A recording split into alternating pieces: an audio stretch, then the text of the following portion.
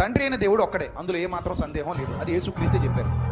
యేసుని మనం దేవుని కుమారుడిగానే విశ్వసించాం. మనకు అదే తెలుసు. యేసు ఎవరు అంతే. బైబిల్ అలాగే చెప్పింది. బైబిల్ అలా చెప్పిందని ఎవ్వడూ కాదండు. వాళ్ళ బోధే సత్యమైనదన్నట్టుగా భ్రమకు గురి చేస్తూ యేసుక్రీస్తు యొక్క ఔన్నత్యాన్ని తగ్గించి మాట్లాడేవారుగా కనబడుతున్నారు సమాజంలో. వాళ్ళతో వాదనలు వేస్ట్. ఎందుకంటే మతి భ్రమించిన వాళ్ళు. అంటే దేవునిగా అంటే తండ్రి అయిన దేవుని కానీ కాదు సుమా. తండ్రి అయిన దేవుడు, ఈయన దేవుని కుమారుడు. ఈయనలో ఏముంది? దేవత్వం ఉంది. మరి దేవత్వం ఉన్నప్పుడు దేవత్వం ఉన్నవాడిని దేవుడనే అంటారు. ఇంకా వేరే పేర్లు ఏమి లేవు. ఆంధ్ర శబ్ద రత్నాకరము దొరుకుతుంది బయట బుక్ స్టాల్లో, కొనుక్కోమనండి. తెలుగు పద నిఘంటువు బయట దొరుకుతుంది, కొనుక్కోమనండి. దేవత్వము అనే దానిని బట్టి, దేవత్వాన్ని బట్టి దేవుడు అని అంటారో అనరో వెతుక్కోమనండి.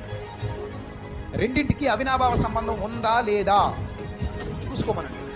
దేవత్వం యొక్క సర్వ పరిపూర్ణత ఎక్కడుందట? శరీరముగా క్రీస్తునందు నివసించుచున్నది.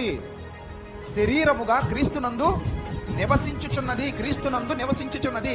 దేవత్వం యొక్క సర్వ పరిపూర్ణత క్రీస్తునందు నివసిస్తుంటే ఆ దేవత్వానికి ఆయనే ఒక ఇల్లుగా కనబడుతుంటే మరి దేవుడు ఒక్కడే అని ఉంది కదా. తండ్రి అయిన దేవుడు ఒక్కడే. తండ్రి అయిన దేవుడు ఒక్కడే, 100 మంది లేరు, ఒక్కడే. అదే మన విశ్వాసం. మరి యేసెవరు? దేవుని కుమారుడే. మరి దేవుడు అంటారేంటి? ఆయనలో దైవత్వం ఉంది కాబట్టి, దేవుని కుమారుల్లో దైవత్వం ఉంది కాబట్టి ఆయన దేవుడు అంటున్నాం. ఇప్పుడు రెఫరెన్సులు పట్టుకొస్తారు. మాకు తెలియవా ఏంటి మీరు చూపించే రెఫరెన్సులు?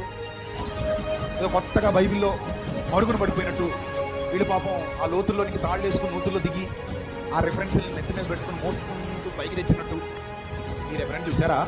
మాకు తెలియవా? మాకు తెలియవా? మీరు చదవలేదా మీరు చూపించే రెఫరెన్సులు? మనకు దేవుడు ఒక్కడే అని ఉంది. నేను తప్ప వేరొక దేవుడు మీకు ఉండకూడదని ఉంది. నేనే దేవుడు అని ఉంది. మహాదేవుడు అని ఉంది. అక్కడ దేవుడు అని ఉంది, ఇక్కడ దేవుడు అని ఉంది. మాకు తెలియవా బైబిల్ ఎక్కడున్నాయో చూపిస్తే కానీ? ఈ మహాజ్ఞానులు రెఫరెన్స్లో దైవత్వం ఉందా లేదా ఒకటే మాట, 100 మాటలు ఉంది అన్నావంటే మరి దైవత్వం ఉన్నవాడిని ఏమంటారో చెప్పు.